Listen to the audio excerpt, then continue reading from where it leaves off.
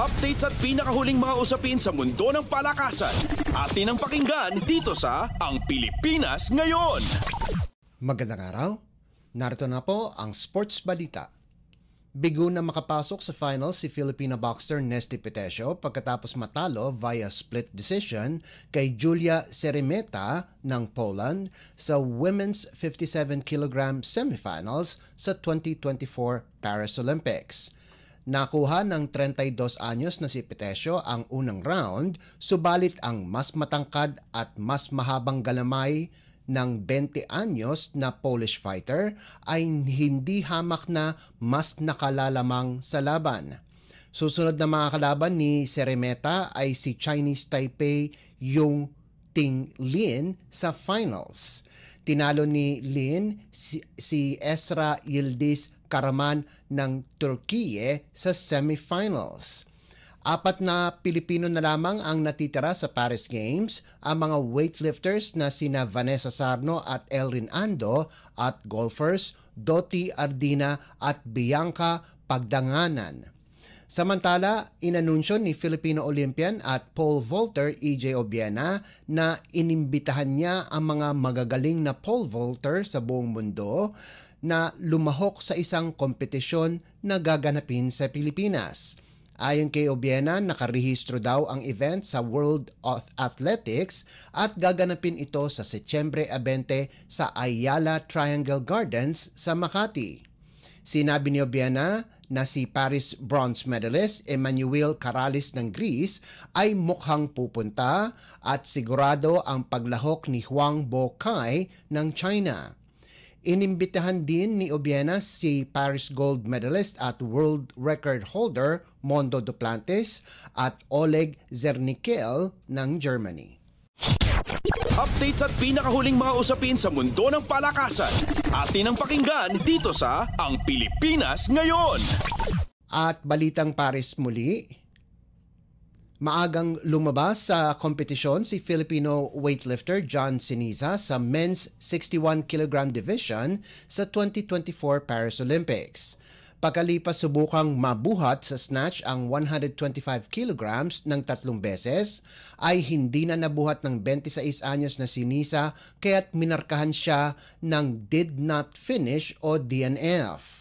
Isa si Siniza sa 4 na weightlifters na nagrehistro ng DNF sa snatch, kasama sina Sergio Masida ng Italy, Trin Van Vin ng Vietnam at Ivan Petkov Dimov ng Bulgaria.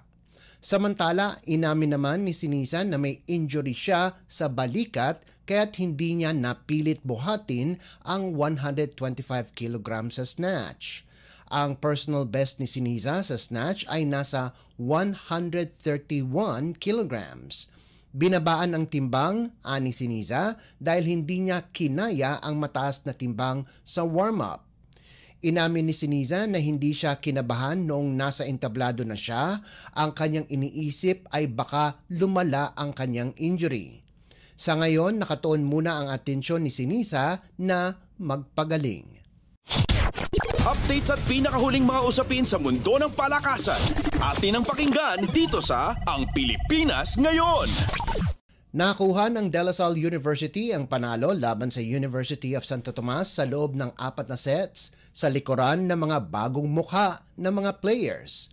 Naka-recover ang Green Spikers sa 3rd set para kunin ang 25-19, 27-25, 23-25 at 25-20 panalo sa 2024 V-League Men's Collegiate Challenge na ginanap sa Paco Arena sa Maynila.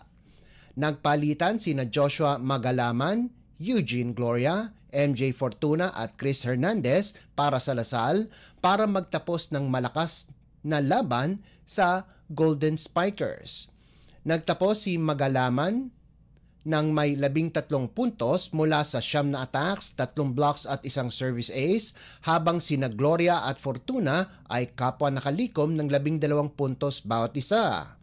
Umasa naman ang UST sa kanilang 2 rookie na sina Jan Makam na nakagawa ng 17 puntos at kay Al Bokhari Sali na nagambag ng 16 na puntos.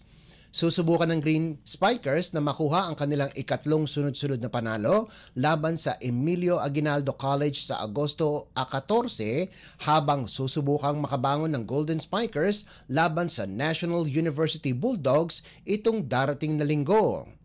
Samantala, sa isa pang laro, pahirapang panalo ang nakuha ng Perpetual Help sa paghaharap nila laban sa Letran 25-19, 25-22, 20-25, 21-25 at 15-13.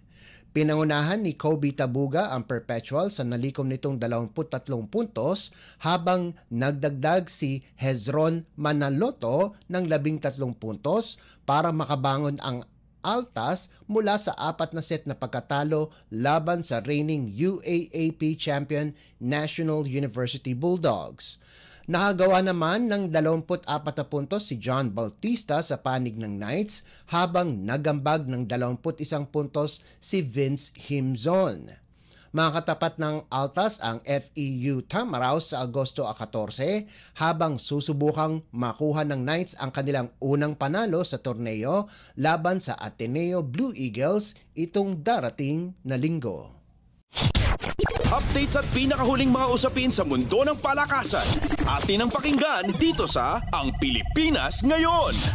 At yan ang pinakahuling balita sa larangan ng palakasan. Para sa Radyo Pilipinas World Service, ito po si Leo Magpayo. Magandang araw. Updates at pinakahuling mga usapin sa mundo ng palakasan.